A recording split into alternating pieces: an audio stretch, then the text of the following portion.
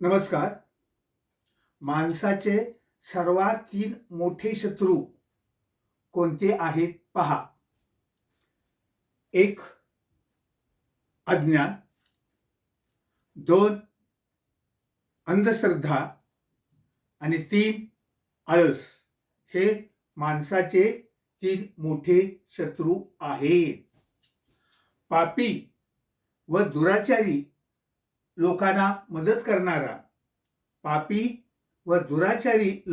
मदत करणारा, हा ईश्वराचा रोष उडवून घेत असतो.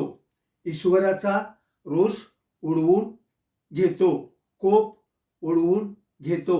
लक्षात ठेवा. इतरांचे वर्तन पाहू नका. आपले स्वतःचे वर्तन चांगले